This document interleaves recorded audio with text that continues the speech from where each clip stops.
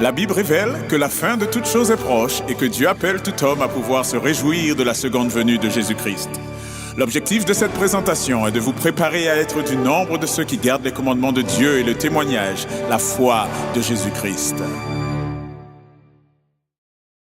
Comme vous le voyez affiché sur l'écran, nous allons ce matin considérer le message du troisième ange. Et voyez-vous, afin de pouvoir arriver au message du troisième ange, il nous faut d'abord accepter celui du deuxième ange. Et afin d'arriver à accepter le message du deuxième ange, il nous faut d'abord accepter le message du premier ange.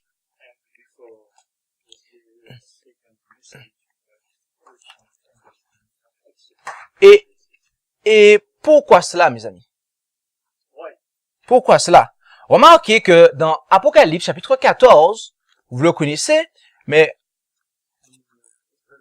remarquez que nous avons là les trois anges et ils se suivent. Le premier ange vole dans le ciel, le deuxième ange le suit et le troisième ange suit le second et le premier.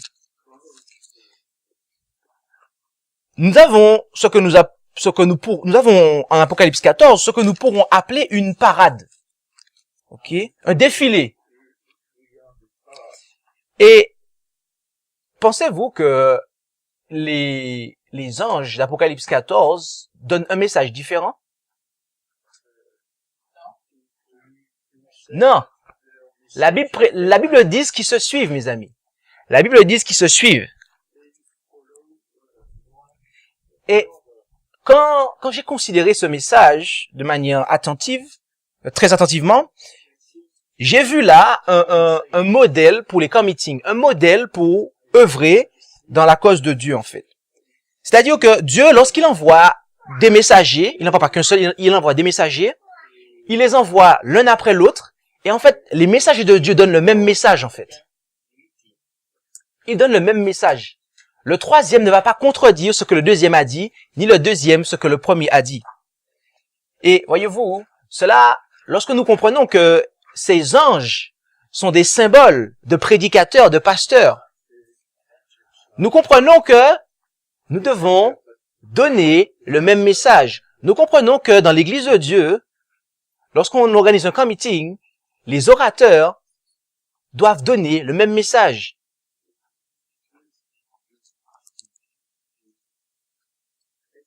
Voilà l'ordre de Dieu, en fait. Et ça, c'est deux points que je souhaitais partager avec vous avant d'entrer dans le vif du sujet en ce matin.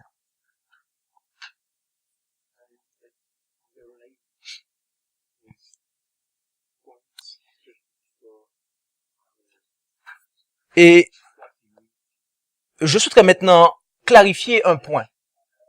Il nous faut avoir cette chose de manière claire à l'esprit. Remarquez le verset 12 de Apocalypse 14, où il nous est dit, c'est ici la patience des saints. Ce sont ici ceux qui gardent les commandements de Dieu et la foi de Jésus. Mes amis, nous devons être clairs. Ce verset fait partie du message du troisième ange. Ce verset fait partie du message du troisième ange. Et pourquoi? Parce que les paroles contenues dans ce verset, remarquez, les paroles qui sont contenues dans ce verset ne sont pas introduites par la voix du ciel que Jean a entendue au verset 13. Au verset 13, qu'est-ce que nous lisons? Et j'entendis une voix du ciel qui me disait. Donc, au verset 13, une autre voix introduit ou passe à un autre, je dirais, message ou vient conclure le message du troisième ange. L'Apocalypse nous dit que, au verset 9, et un troisième ange le suivit en disant. Donc, tant que nous n'avons pas un autre en disant, tout ce qui est situé après fait partie du message du troisième ange. Est-ce que vous suivez cela? C'est important, mes amis. C'est très important. Parce que, récemment, vous savez quoi? J'ai entendu qu'il y a des ministères en France qui enseignent que le verset 12 ne fait pas partie du message du troisième ange. Depuis quand? Je ne sais pas. Mais en tout cas, mes amis, il nous faut être au clair. La voix qui parle au verset 13, elle introduit, elle vient conclure le message du troisième ange. Ok? Donc, tant que vous n'avez pas une autre voix tant que la Bible ne vous dit pas que, et j'entends une autre voix disant, c'est que c'est toujours le message du troisième ange. Et mes amis, c'est grave. Si nous ne sommes pas au clair là-dessus, c'est très grave. Parce que nous enlevons, lorsque nous adhérons à cette nouvelle théorie qui est en train de courir les rues, à savoir que le verset 12 ne fait pas partie du message du troisième ange, qu'est-ce que nous sommes en train de faire lorsque nous faisons ça? Nous sommes en train, en faisant ça, d'enlever la caractéristique de l'église du reste. Et en fait, on est en train de dire que dans le message du troisième ange, il n'est pas question des commandements de Dieu et de la foi de Jésus. En clair, mes amis, voilà comment on vit de la vérité présente de son contenu. Il nous faut être clair là-dessus, mes amis.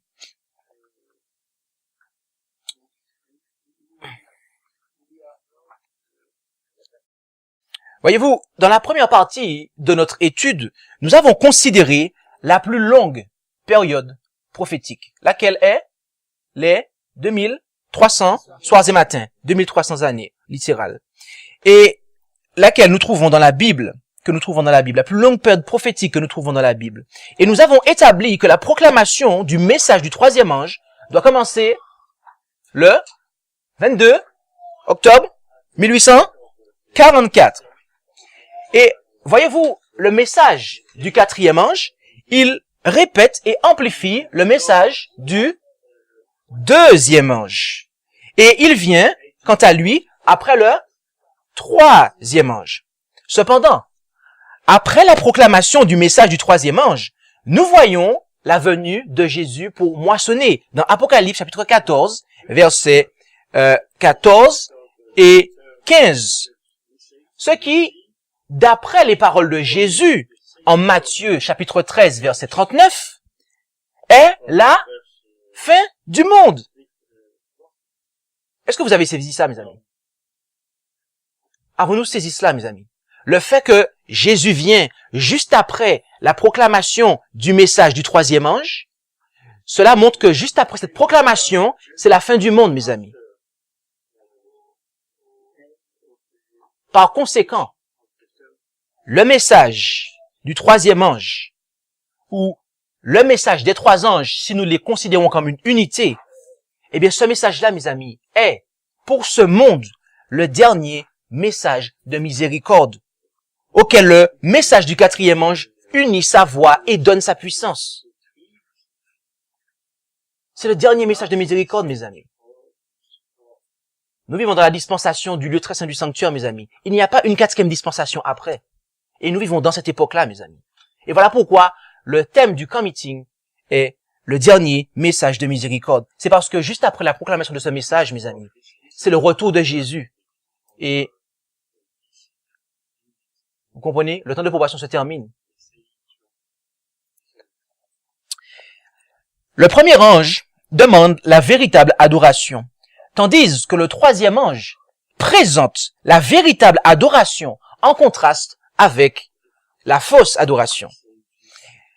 Et voyez-vous, d'après le troisième ange, la véritable adoration est basée sur les commandements de Dieu et la foi de Jésus. C'est cela, mes amis. Tandis que la fausse adoration, quant à elle, elle est basée sur quoi? Elle est basée sur ce que produit la bête, ou même sur la bête et sur son image. Ok. Voyez-vous, je souhaite que vous gardiez cela à l'esprit tout au long de notre étude de ce message. Car si nous ne sommes pas capables d'identifier la bête, nous sommes alors en danger de recevoir sa marque.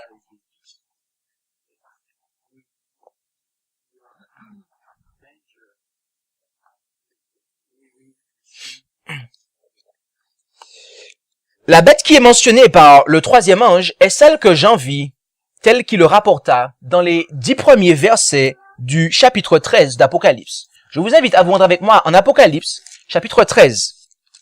Et nous lirons les 10 premiers versets. Apocalypse, chapitre 13, versets 1 à 10. Et suivons la lecture. Et je vis monter de la mer une bête qui avait 7 têtes et 10 cornes. Et sur ses cornes, 10 diadèmes. Et sur ses têtes, un nom de blasphème. Et la bête que je vis ressemblait à un léopard. Ses pieds étaient comme ceux d'un ours, et sa gueule comme la gueule d'un lion. Et le dragon lui donna sa force et son trône et un grand pouvoir. Et je vis l'une de ses têtes comme blessée à mort. Mais cette plaie mortelle fut guérie. Et toute la terre, étant dans l'admiration, suivit la bête. Et on adora le dragon qui avait donné son pouvoir à la bête. On adora aussi la bête en disant, qui est semblable à la bête et qui pourra combattre contre elle? Et on lui donna une bouche qui disait de grandes choses et des blasphèmes. Et on lui donna le pouvoir de faire la guerre pendant 42 mois. Et elle ouvrit la bouche pour blasphémer contre Dieu et pour blasphémer contre son nom et son tabernacle et contre ceux qui habitent dans le ciel. Il lui fut aussi donné de faire la guerre aux saints et de les vaincre. Et il lui fut donné puissance sur toute tribu, langue et nation. Et tous ceux qui habitent sur la terre l'adoreront.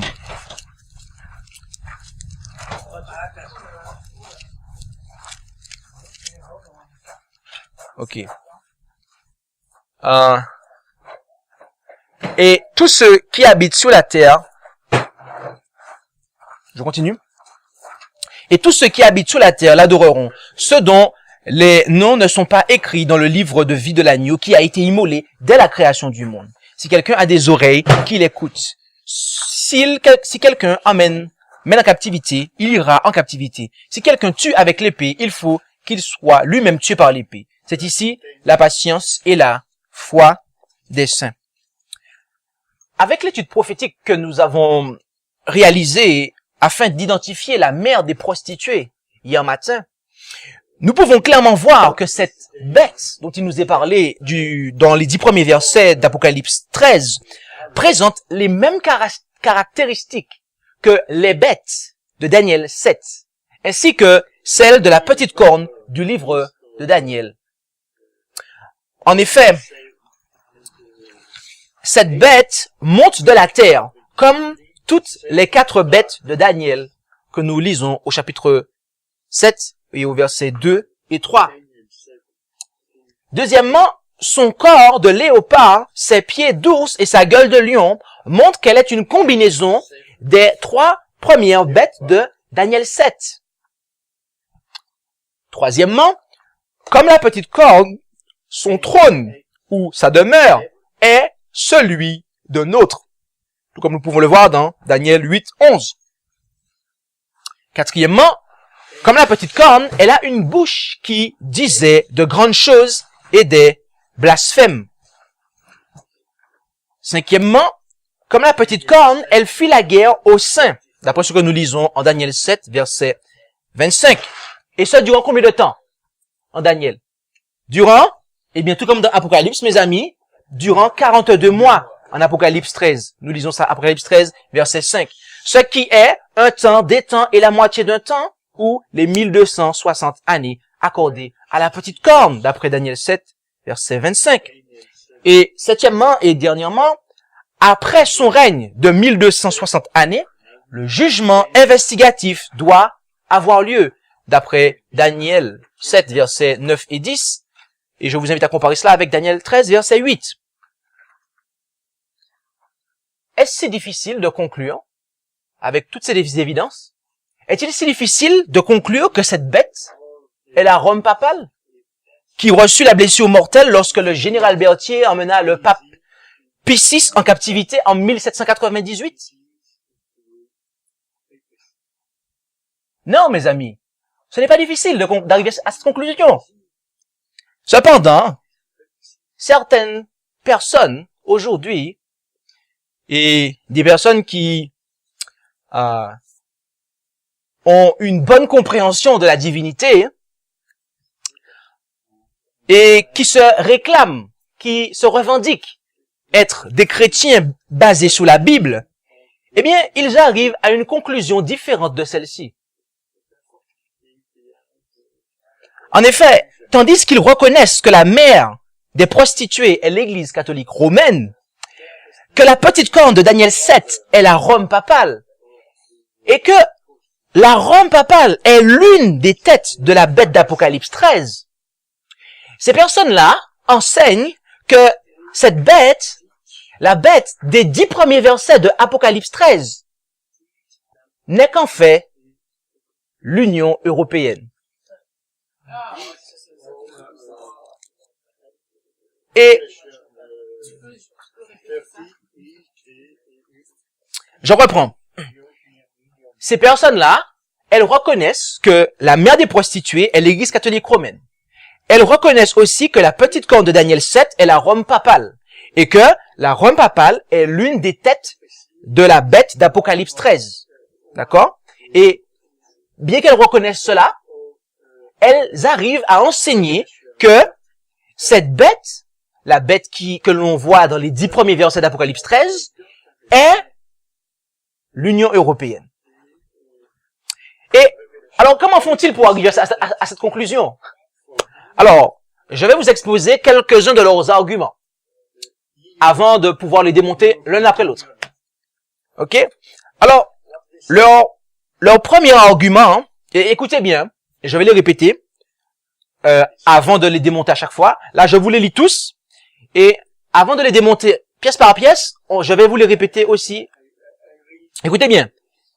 Ils disent que une corne représente toujours un royaume et qu'une bête représente toujours un empire. La première chose.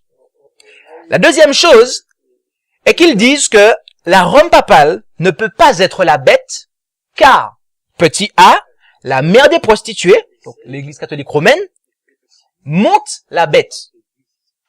Et petit b, la bête attaquera ensuite la prostituée. Et troisièmement, ils disent que le dragon d'Apocalypse 13 ne peut pas représenter l'Empire romain, mais il ne peut que représenter Satan.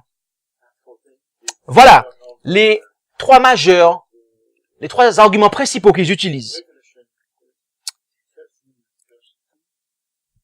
Mais voyez-vous, je me dois ici d'être vraiment audacieux. Je me dois ici d'être vraiment osé, mes amis, et de vous dire que cela, contrairement à ce qu'ils revendiquent, cela n'est pas du tout une interprétation basée sur la Bible. Alors, nous allons commencer à démonter cela, mes amis, avec la Bible. Nous allons démonter le premier argument qui est que, d'après eux, une corne représente toujours un royaume et qu'une bête représente toujours un empire. Voilà leur argument que nous allons démonter. Je vous l'annonce, notez-le. Une corne, d'après eux, représente toujours un royaume et qu'une bête représente toujours un empire.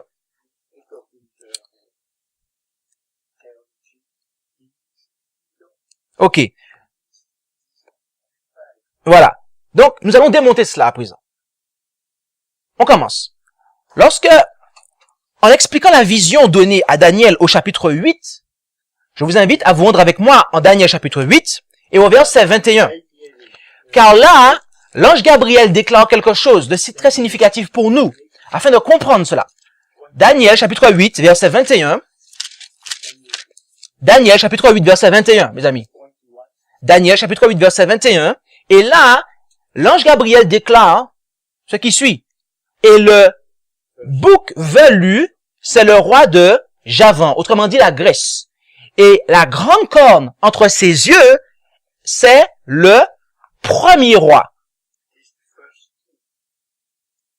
Qu'est-ce que l'ange dit là? Est-ce qu'on peut se poser et juste répéter ce que l'ange dit? Le bouc, donc la bête, c'est quoi? C'est un roi. Ok? Donc le roi de la Grèce, de Javan de la Grèce. Ok? Et que la grande corne qui est entre ses yeux, c'est le premier roi. Ok. Combien de symboles avons-nous ici, dans ce verset? Nous avons deux symboles. Nous avons une bête et une corne. Ok. Et ces deux symboles-là représentent quoi? D'après les propos de Gabriel, ils représentent tous deux un roi. Ok. Et qui dit roi, mes amis, dit royaume. Il est clair, mes amis, qu'un roi est le chef d'un royaume et qu'un empereur est le chef d'un empire. Mais l'argument selon lequel une corne doit toujours représenter un royaume et qu'une bête doit toujours représenter un empire, nous le voyons est en contradiction totale avec l'enseignement donné par l'ange, mes amis. Cela est en contradiction totale, mes amis. Et cela va même plus loin. Parce que lorsque nous considérons que la bête est, comme dit l'ange, que la bête c'est le roi de Javan, et que la corne est le premier des rois, et nous savons que cette première corne c'est Alexandre. Cela veut dire que du temps d'Alexandre, la personne d'Alexandre, était représentée, alors étant donné que Alexandre était à la tête du royaume de la Grèce, Alexandre était représenté et par la bête et par la corne, mes amis. Donc, leur première règle d'interprétation, leur première nouvelle règle d'interprétation, voilà comment en un verset, juste en acceptant les paroles de l'ange, nous démontons cela, mes amis.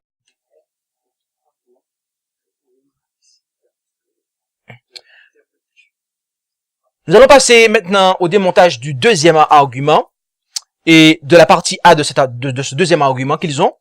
Alors, leur argument est que la Rome papale ne peut pas être la bête.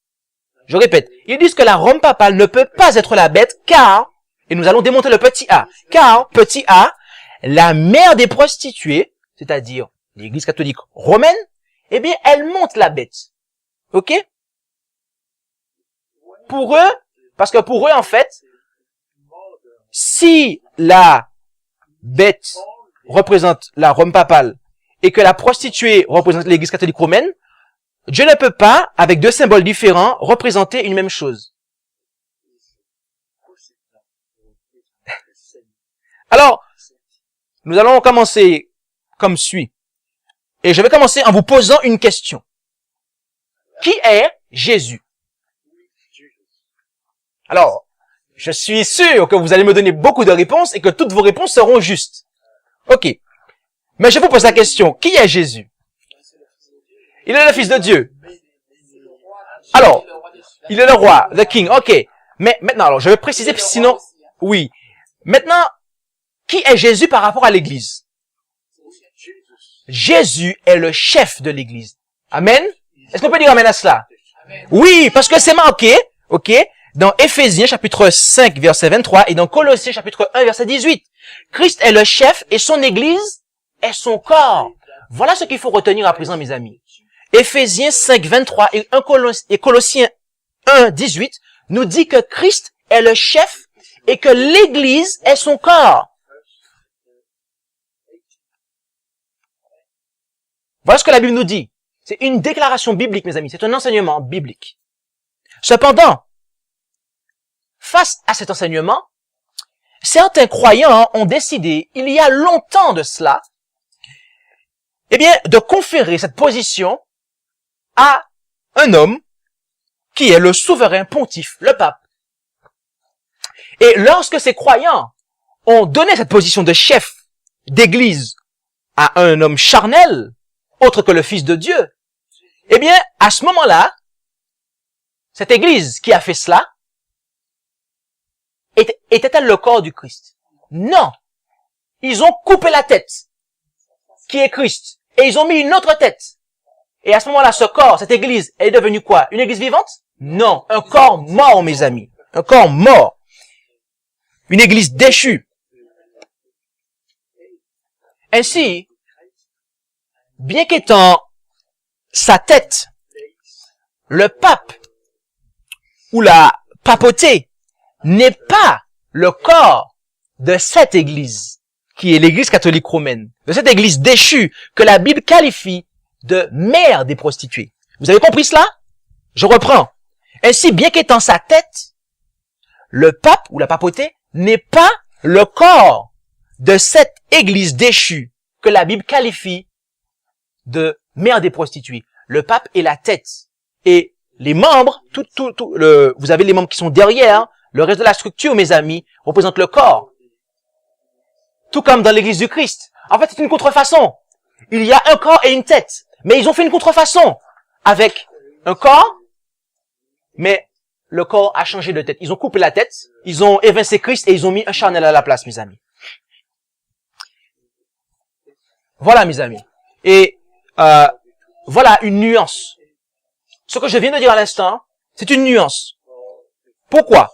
Parce que là, nous avons considéré la papauté et le corps, les croyants, comme deux entités séparées. Mais même si nous les considérons comme une seule entité, comme une même unité, rappelez-vous qu'une même chose peut être représentée par deux symboles différents. Comme nous l'avons vu dans notre première explication. À un moment, Alexandre était bien représenté par la bête et par la corne.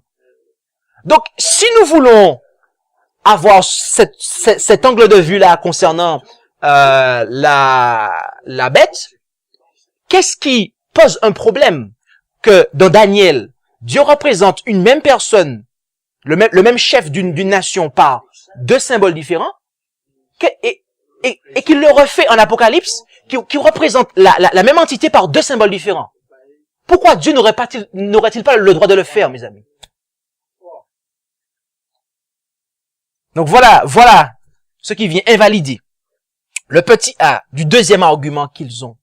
Et maintenant, nous allons considérer le petit B. Ils disent que la Rome papale ne peut pas être la bête car, petit B, je reprends, ils disent que la Rome papale ne peut pas être la bête car, petit B, la bête attaquera ensuite la prostituée. Ils disent que la bête attaquera ensuite la prostituée et que par conséquent, cela fait que la Rome papale ne peut pas être la bête.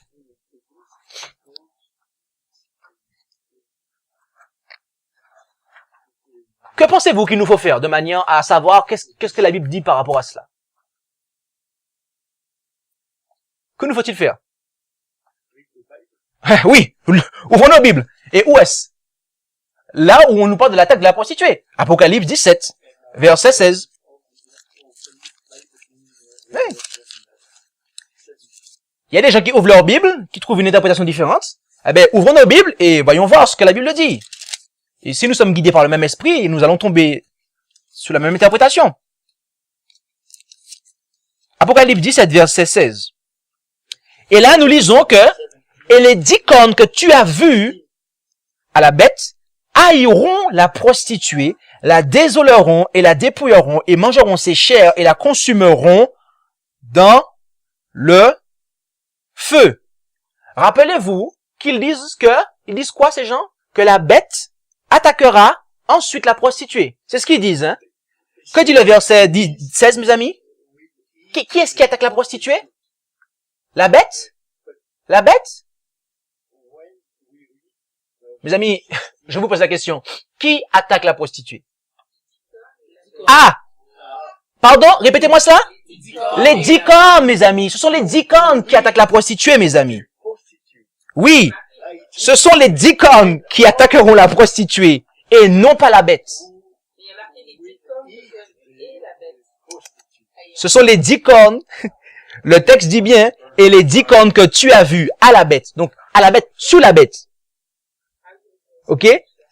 Eh bien, haïront la prostituée et la désoleront et la dépouilleront et mangeront ses chairs et la consumeront dans le feu.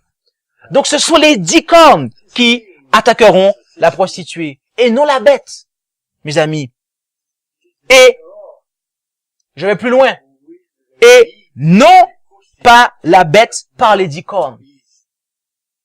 Ce n'est ni la bête par les 10 cornes. Pourquoi j'ai dit cela? Car voyez-vous, au verset, le verset 17 que nous avons, eh bien, il est souvent employé pour dire que les 10 cornes donnent leur royaume à la bête après. Je reprends cela. Ce verset-là est souvent employé pour dire que les 10 cornes donnent leur royaume à la bête après qu'ils aient attaqué la prostituée. Mais, voyez-vous, cette interprétation est erronée pour au moins 2 raisons. La première est que, au verset 18, l'ange parle de la prostituée qui fut tuée au verset 16. Vous comprenez? Vous avez le verset 16. Au verset 16, on nous dit que la prostituée est tuée. Et au verset 18, on nous reparle d'elle, mes amis. Ce qui n'est pas cohérent. Si les versets 16, 17 et 18 sont dans l'ordre chronologique, ça a du sens, ça. Non, ce n'est pas cohérent. Ce ne serait pas cohérent si ils étaient dans l'ordre chronologique. Et le deuxième point est que ces 10 cornes sont issues de quoi? De quoi? Est-ce que vous croyez que le livre de l'Apocalypse a été donné pour continuer et aller plus loin dans la révélation? Oui, Daniel et l'Apocalypse sont deux livres qui sont connectés. Donc, lorsque Dieu vous présente 10 pouvoirs qui sont sur une bête, qui elle-même est en rapport avec des bêtes qu'on a vues dans Daniel, ces 10 cornes sont issues de quoi, mes amis? Ces 10 cornes sont issues de la division de l'Empire romain représentée en Daniel 2 et 7. Et de manière intéressante, nous savons que ces 10 rois, que ces 10 royaumes aussi, permirent à la papauté de commencer son règne de 1260 années en 538 après Jésus-Christ. Ce qui nous montre, mes amis, que la captivité du pape en 1798 fut l'enlèvement de la domination mentionnée en Daniel, chapitre 7, verset 26. Ce qui est un accomplissement partiel du verset 17, du chapitre 17 de l'Apocalypse. Donc, voilà mes amis. Et le troisième point, et donc que nous allons démonter leur argument sur ce troisième point, leur troisième argument est que le dragon d'Apocalypse 13 ne peut pas représenter l'Empire romain, mais uniquement Satan. Alors ils disent, je répète, ils disent non, le dragon d'Apocalypse 13 ne représente pas l'Empire romain, mais uniquement Satan.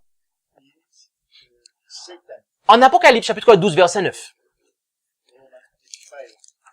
il est clair, lorsque nous lisons Apocalypse chapitre 12 verset 9, et le dragon, le serpent ancien, appelé le diable, et qui? Satan. Donc, il est clair que le dragon est un symbole de Satan, n'est-ce pas? La Bible le dit. Et cela est acceptable, cela est vrai. Mais, mes amis, si nous appliquons uniquement exclusivement le symbole du dragon à Satan, alors permettez-moi de vous dire que nous devrions comprendre que la femme d'Apocalypse 12 n'est pas l'église du Christ, mais Marie. Nous devrions comprendre cela, si nous avons ce genre d'interprétation-là, exclusive. Mais mes amis, voyez-vous, la Bible ne nous dit pas qu'avant la naissance de Jésus, Marie fut sous la lune et a pris le soleil comme un vêtement. Et je ne pense pas non plus que la Vierge Marie, comme ils le disent, eh bien, vécut jusqu'en 538 après Jésus-Christ et qu'elle vécut 1260 années jusqu'en 1798, mes amis. Mais voyez-vous que le dragon de l'Apocalypse est également un symbole de la puissance présentée en Daniel, c'est-à-dire la première phase de la petite corne, autrement dit la Rome païenne. Eh bien, cela est évident. Il est évident qu'il s'agit de la puissance, de cette puissance. Et ce, parce que dans ces deux livres, dans l'Apocalypse et dans Daniel, vous avez cette puissance qui fait quoi? Elle jette, rappelez-vous, elle jette les étoiles par terre, comme on l'a lu dans Daniel 8. Et là, nous l'avons en Apocalypse 12, verset 4. Remarquez cela. Apocalypse 12, verset 4.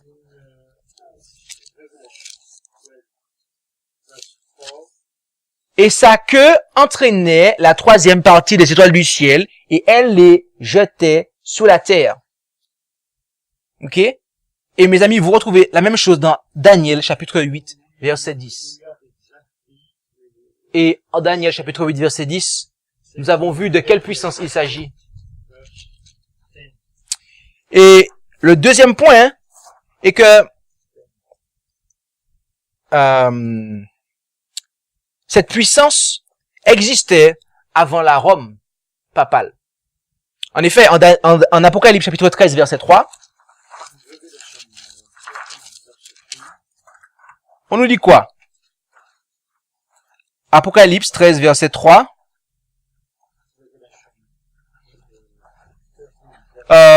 Peut-être, attendez. Je vais ne sais pas comme sciemment.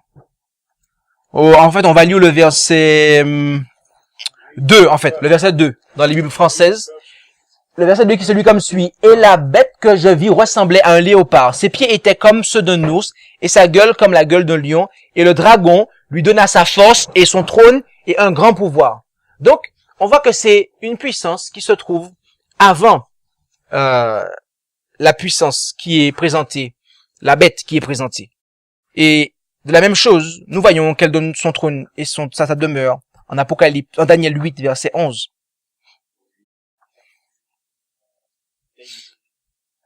Mais voyez-vous, pour bien démonter cette théorie, cette nouvelle théorie, il nous faut avoir une compréhension correcte des têtes et des cornes de la bête. Car si nous avons une mauvaise compréhension des têtes et des cornes de la bête, eh bien, cela facilite, cela nous aide à écarter la papauté. Voilà ce qui fait que les gens arrivent à écarter la papauté. C'est parce que ils ont une mauvaise compréhension des têtes et des cornes de la bête. Lorsque nous lisons en Daniel, en Apocalypse, chapitre 17, versets 9 à 12, Apocalypse, chapitre 17, versets 9 à 12, là nous lisons que, Apocalypse 17, versets 9 à 12, nous lisons que c'est ici l'intelligence qui possède la sagesse. Les 7 têtes sont quoi? 7 montagnes sur lesquelles la femme est assise. Ce sont aussi 7 rois. 5 sont tombés, l'un vit et l'autre n'est point encore venu. Et quand il sera venu, il ne doit durer qu'un temps. Et la bête qui était et qui n'est plus et est elle-même un 8e roi, elle vient des 7 et s'en va en perdition. Verset 12 et dernier. Et les 10 cornes que tu as vues sont 10 rois qui n'ont pas encore reçu l'empire, mais ils auront la puissance comme roi avec la bête pendant, ou du moins pour, 1 heure. D'après la description de l'ange, les 7 têtes ou 7 rois ne sont pas contemporains. Ils ne sont pas contemporains, mes amis. Les 7 têtes, je reprends, vous suivez cela, mes amis? Les 7 têtes, d'après la description que donne l'ange, ils ne sont pas contemporains, ils ne vivent pas au même moment.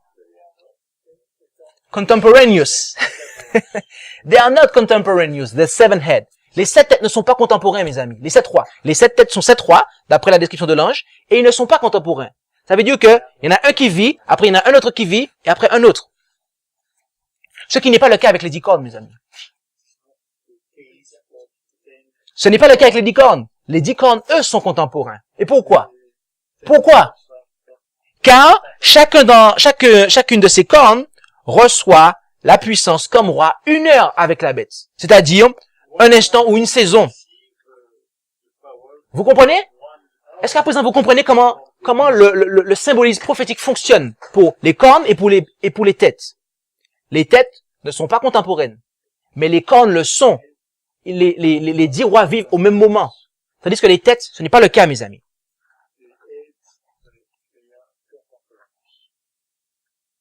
Et voyez-vous, nous savons que ces 10 rois sont les 10 qui sont décrits en Daniel, chapitre 2, Daniel 2 et 7.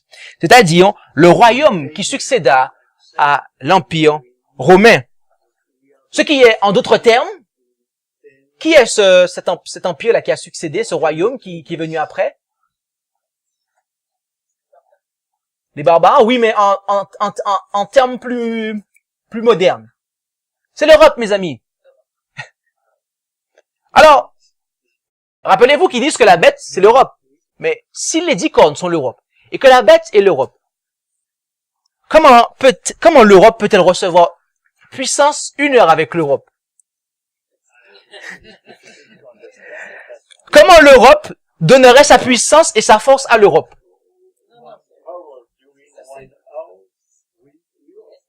Comme vous le voyez, mes amis, cela n'a pas de sens. Et notamment parce que l'Europe, premièrement, l'Europe n'est pas la tête qui fut blessée par une captivité suite à 1260 années de règne durant lesquelles elle aurait fait la guerre au sein comme le fit la papauté.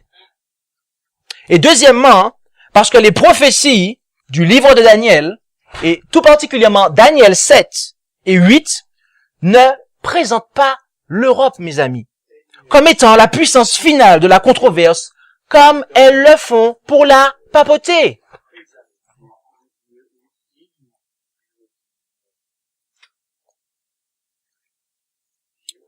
Voilà, mes amis.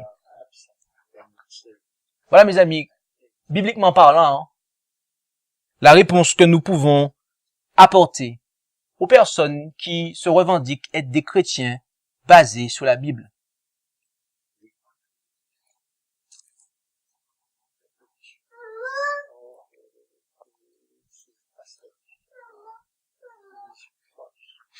Et maintenant, nous allons considérer rapidement l'image de la bête.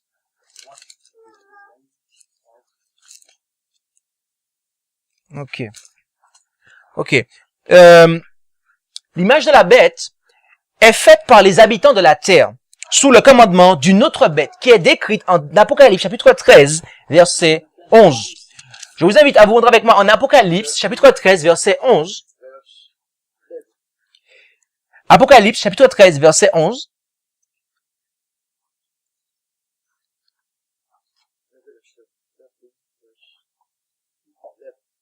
Apocalypse chapitre 13 verset 11 où il nous est dit « Puis je vis une autre bête monter de la terre qui avait 2 cornes semblables à celles d'un agneau. Et elle parlait comme un dragon. » Lorsque Jean la vit, cette bête à 2 cornes, eh bien, elle monte. Lorsqu'il était en train de la considérer, eh bien, cette bête était en train de monter de la terre. C'est-à-dire, d'un territoire nouveau et précédemment inoccupé. D'après Apocalypse chapitre 17 verset 15, où nous disons que les eaux, qui sont un symbole opposé à la terre, eh bien, signifient une région habitée. Ce qui implique que la montée de cette bête, son élévation, son apparition, fut caractérisée par le pacifisme. Sa montée a été pacifique. Ok. Deuxièmement,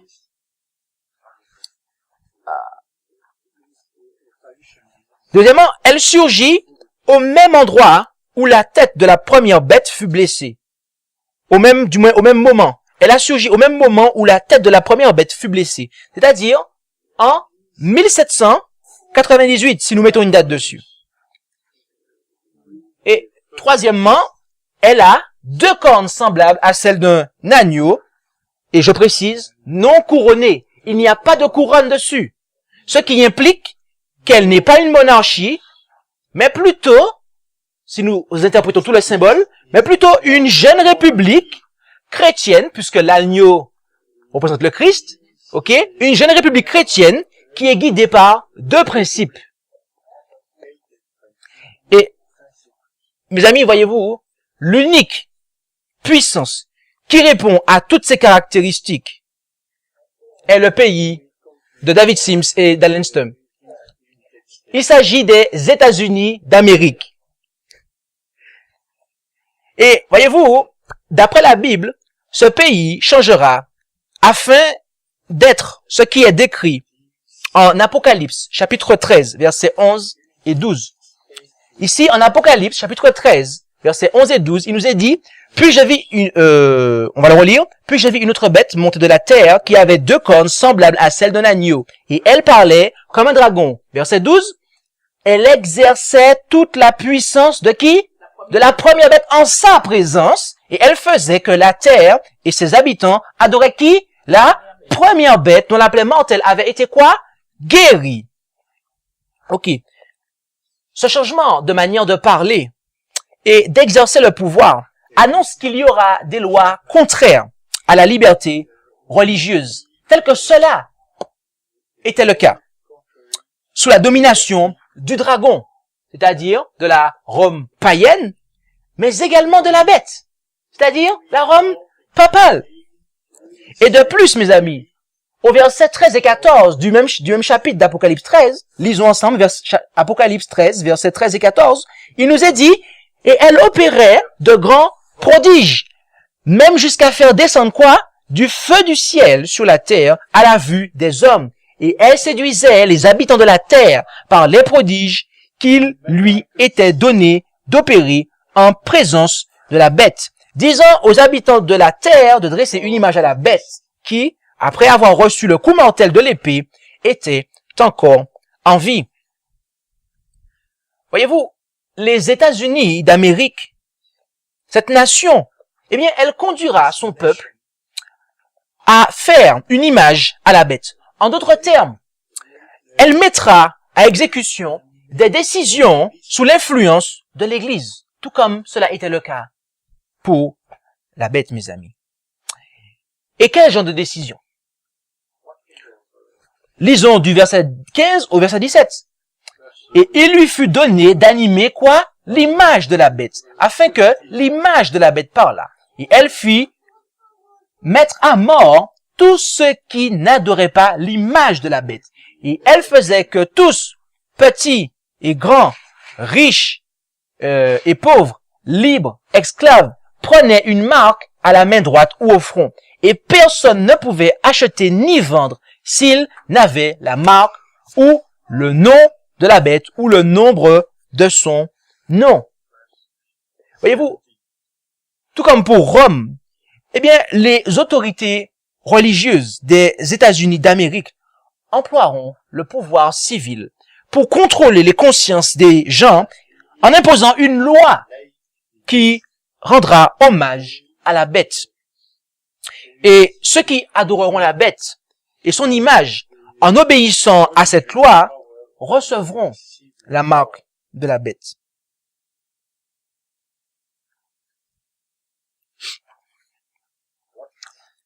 Ceux qui enseignent que la bête est l'Union européenne enseignent également que la marque de la bête est l'homosexualité, en conséquence de l'acceptation de l'évolution, de l'humanisme et de l'athéisme.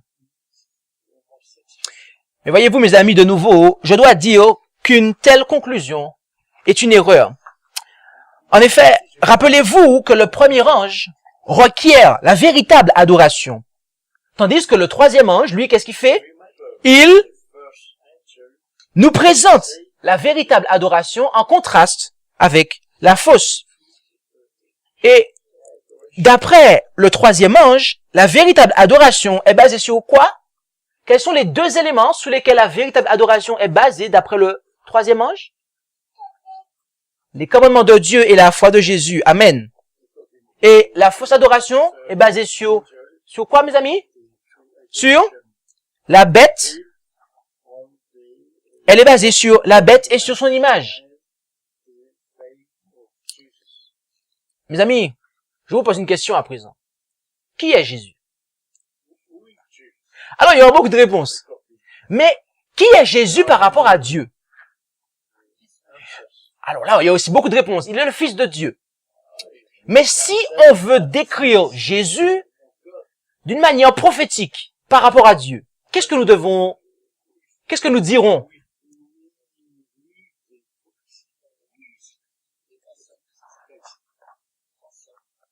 Ok.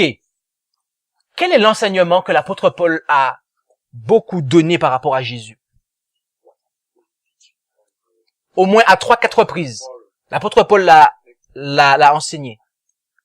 Ce que l'apôtre Paul a enseigné par rapport à Dieu, par rapport à Christ. Sur Christ concernant par rapport à Jésus. Il a dit que Jésus est l'image du Dieu vivant. Ok? Vous avez Dieu et vous avez Jésus. Jésus est l'image de Dieu. Et dans Apocalypse chapitre 14, verset 12, vous avez les commandements de Dieu et la foi de Jésus.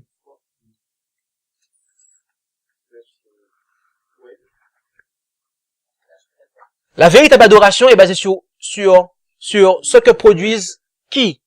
Sur ce que produisent le Père et le Fils. Dieu et son image. Mais la fausse adoration, elle est basée sur quoi? sur la bête et son image. Est-ce que vous voyez la contrefaçon, mes amis?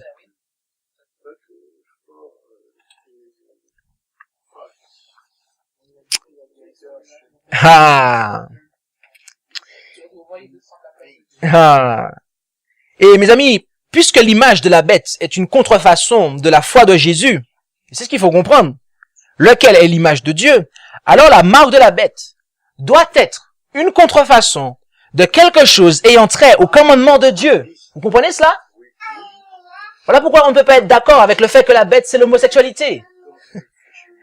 Et de manière intéressante, les personnes qui sont mentionnées en Apocalypse 14, verset 12, sont ceux qui reçoivent le sceau de Dieu, d'après ce que nous lisons en Apocalypse 7, verset 2 à 7, et en Apocalypse 14, verset 1. Et puisque le troisième ange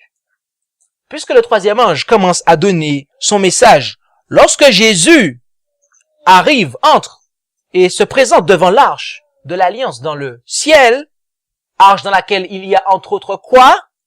Les 10 commandements, c'est-à-dire le décalogue. Eh bien, il est clair que les commandements de Dieu qui sont mentionnés par le troisième ange sont le décalogue. Les 10 commandements.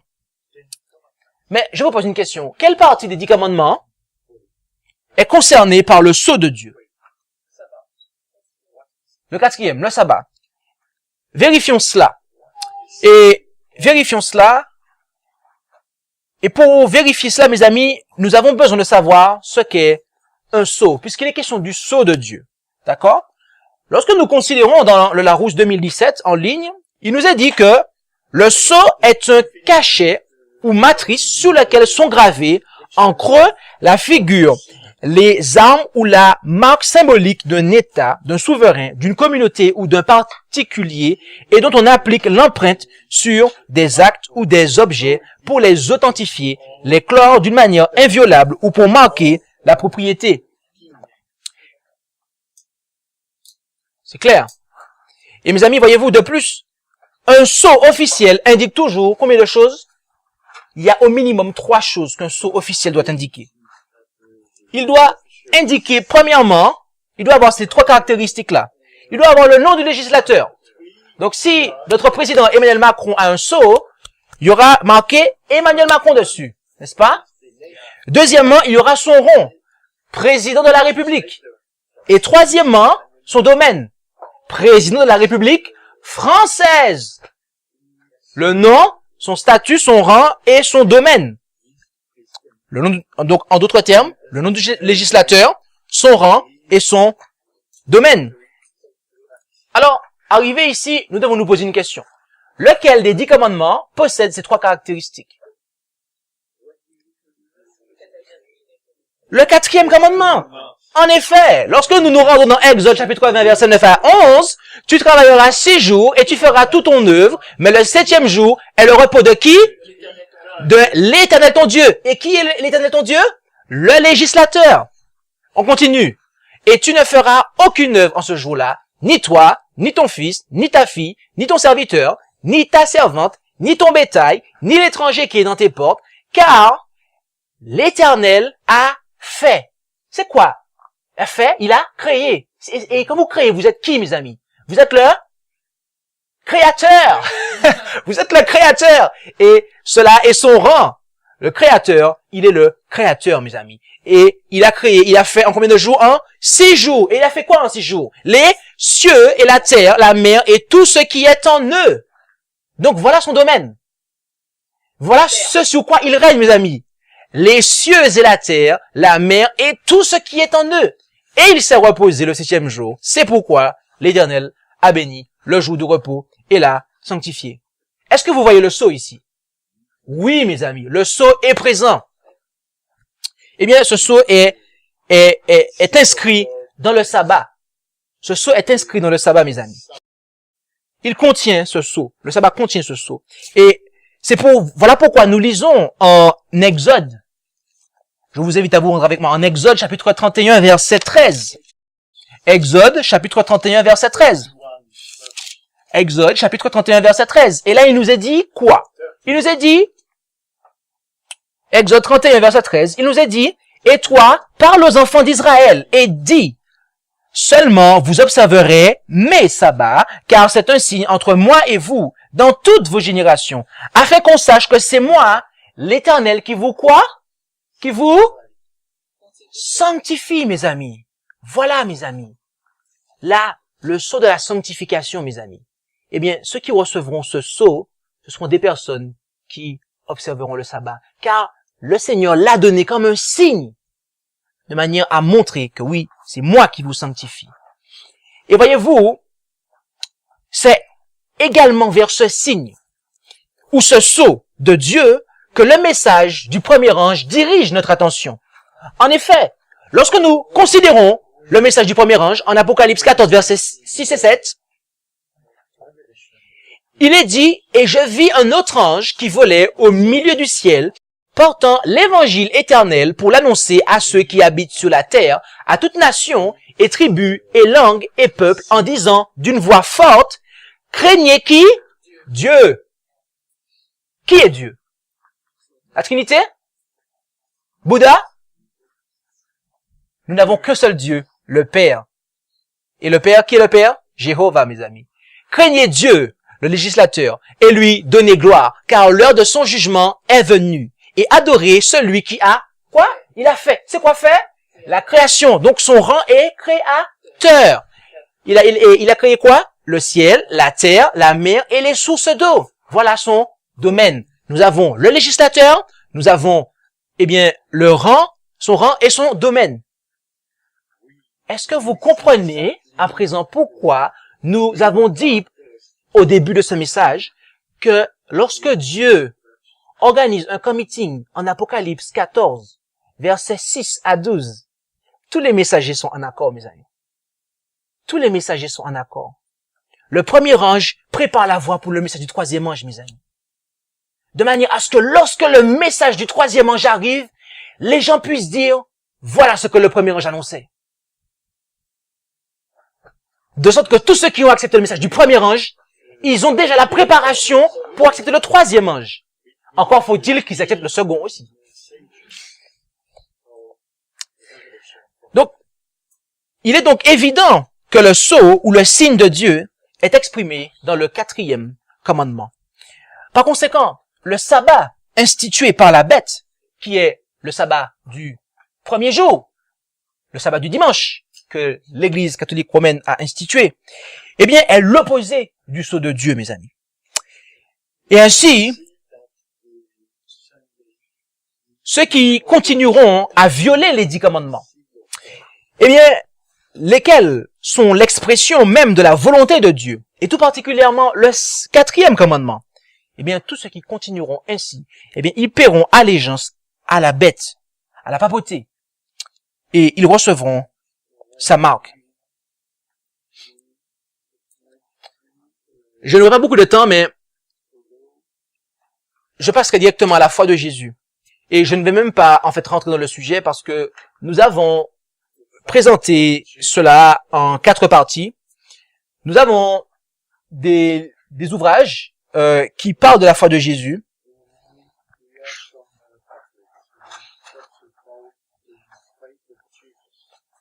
Combien d'entre vous ont entendu parler de la foi de Jésus, ont été enseignés dans la foi de Jésus, mes amis? C'est quelque chose, si vous considérez les présentations que nous avons faites, c'est quelque chose qui a été mis de côté, mes amis. On en a parlé un peu du contenu, mais on n'a jamais présenté la foi de Jésus avec autant d'importance que les commandements de Dieu, mes amis. Mais je vous pose une question. Qu'est-ce que Jésus a dit? Sans moi, vous ne pouvez rien faire. Si vous mettez Jésus de côté avec sa foi, est-ce que vous pouvez garder les commandements de Dieu, mes amis? Non! Et remarquez quelque chose. C'est l'image de la bête qui conduit les gens à adorer la bête. Et ça, c'est une contrefaçon de ce qui se passe dans Apocalypse 14, verset 12.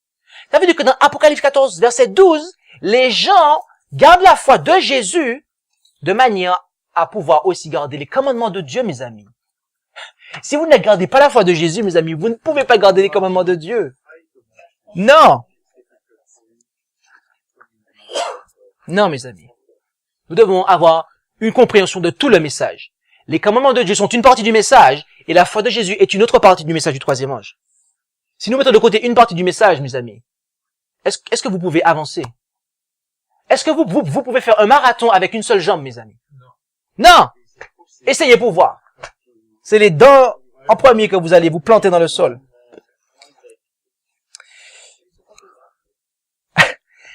Et nous avons terminé ici. Est-ce que le message du troisième ange vous paraît clair? Est-ce que les fondamentaux de ce message sont clairs pour vous, mes amis? Ce que nous avons vu en ce matin, mes amis, ce sont des fondamentaux, ce sont des bases. C'est le b.a.-ba, comme on l'appelle. Et voyez-vous, depuis quelque temps, je suis véritablement attristé de voir qu'il y a des gens qui ne connaissent pas cette base. Et qu'il y a des gens qui ne connaissent pas cette base et qui changent de base et qui enseignent un autre message.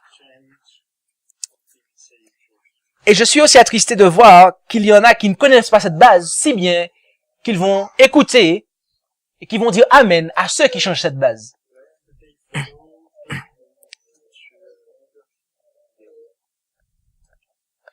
Mais il y a quelque chose qui est triste à considérer, mes amis, c'est que est-ce que vous vous rendez compte que c'est le dernier message de miséricorde qui est là?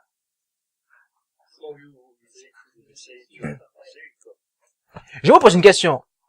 Si vous voyez quelqu'un, un prêtre qui arrive ou un évêque, et qui se met à vous dire, vous, adventistes du 7e jour, puisque tout le monde ici sont des adventistes du 7e jour, historique, non théologiquement modifié, je l'espère pour vous. Eh bien, si ils viennent à vous, un prêtre ou un catholique ou quelconque autorité religieuse catholique, et qui se mettent à vous dire, oh non, l'église catholique n'est pas la bête, la papauté n'est pas la bête, et puis votre message là, c'est pas ça qu'il faut prêcher, c'est autre chose. Comment vous allez réagir? Mais mes amis, normalement vous êtes censé dire, oh mais, en fait déjà avant même qu'il commence à parler, vous êtes déjà en garde. Vous comprenez? Mais lorsque vous entendez son message, vous êtes censé, en plus de ces vêtements, les vêtements vont vous aider à réfléchir un peu. Mais est-ce que c'est une bonne manière d'agir? Est-ce que c'est une bonne manière de s'arrêter aux vêtements de la personne? Non. Et pourquoi? Moi, je vais vous dire pourquoi. Parce qu'aujourd'hui, il y a des gens qui ne sont pas habillés en prêtre, qui n'ont pas une tiare sous la tête. C'est des gens qui sont des pasteurs, des adventistes, même des adventistes du 7e jour, et qui se disent être des adventistes du 7e jour historiques, non théologiquement modifiés. Ils ont pas de vêtements de prêtre, ils ont pas de tiare, et ils arrivent. Donc, ils sont pas habillés en prêtre. Donc, les adventistes, ils disent, ah, c'est pas un prêtre, donc on peut l'accueillir pour prêcher chez nous. Hein? Et qu'est-ce qui se passe? Ils enseignent exactement les mêmes choses que les prêtres, mes amis. À savoir, laissez le pape tranquille, prêchez l'amour, prêchez l'amour. Mes amis, est-ce que c'est une bonne chose de s'arrêter à l'apparence? Non, mes amis. Dieu veut que nous soyons un peuple intelligent. Et qu'est-ce qu'il est marqué dans Ésaïe 8, verset 20? À la loi et au témoignage. Si on ne parle pas ainsi, c'est qu'il n'y a point de lumière en eux. Et par conséquent, cela nous amène à ce qui est marqué dans le français, c'est qu'il n'y a point d'aurore pour le peuple, en fait. Voilà comment il nous faut marcher, mes amis. À la loi et au témoignage. Parce que lorsque Satan attaque, il va pas envoyer des gens avec des tiares et des habits de prêtre.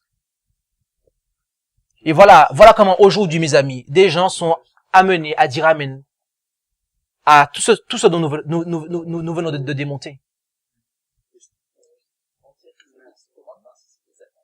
Vous vous rendez compte? Des gens même qui sont même, on arrive à dire aussi que le verset 12 d'Apocalypse 14 n'est pas dans le message du troisième ange. Merci d'avoir écouté cette présentation avec intérêt. Pour plus d'informations, consultez notre site internet lereste.org et suivez-nous sur Facebook ainsi que sur YouTube à @lereste. Vous pouvez aussi nous contacter par email à info@lereste.org ou par téléphone au +33 6 12 60 13 69.